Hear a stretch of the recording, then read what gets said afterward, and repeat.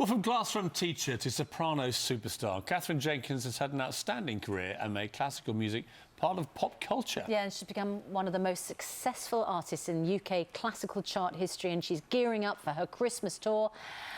But she's popped by the studio before you go out. Now, Piers does not like the mention of Christmas. No, it's so early in October. I know what you're like too. I bet you've already bought all your presents and wrapped them, haven't you? No, I haven't bought. I've started it.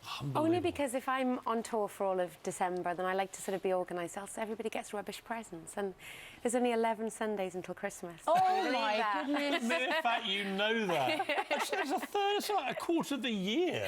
I prepared that fact when I saw you were saying it was too close to be talking about Christmas. If you're out on your Christmas tour, I suppose it must be dominating your mind because you must be singing Christmas carols all the time. Well, it's just, you know, I'm really looking forward to be back out and seeing everybody and, you know, to be sort of finishing the year by going round, and I'm going to be Birmingham, Manchester, Swansea, Southend, What are you going to do if you've still got this stinking cold? Oh, I won't tell.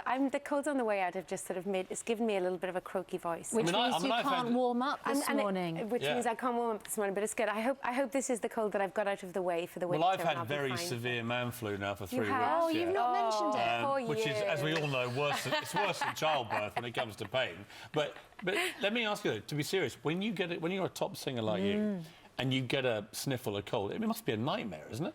Well, that's why I do everything I can to, be as healthy as possible. You can sing through a cold, usually. Sometimes a cold can actually help. It's when you get a sore throat or a sort of chesty cough, that's when you can't sing. You won't sing until you've done your pre-show rituals, so just let us know what they are and what would happen if you didn't do them. I think every performer sort of, has little things that they have to do before they go on stage. How weird are you? Come on. No, I'm actually not that weird. It's, little things like have to put my right shoe on before my left shoe. And the very last thing I do before I step out is I have a little word with my dad. And I say a little prayer to him and I say, please bless my voice or whatever. And if I haven't done that and I walk out, then I have a little panic that maybe things won't go right.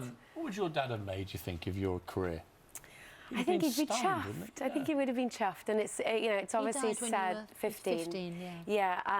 But because he was the house husband, he was always driving me around to my choir practice or my singing lesson or things like that, and so he would have loved it. And that's one of the saddest things, is that he hasn't got to see it. But I believe somewhere he's watching. Of all the things you've achieved or experienced, enjoyed, celebrated, what of all those things do you think would he have found the proudest?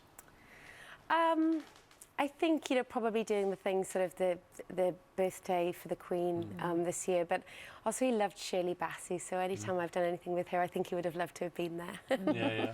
You're doing a cartoon series that you want to recruit Piers for, aren't you? Yeah. Well, my husband and I, when I was pregnant, we created an animated children's TV series that we're very close to for it now to be recorded and everything, and I'm going to be one of the voices of all the characters are instruments of the orchestra.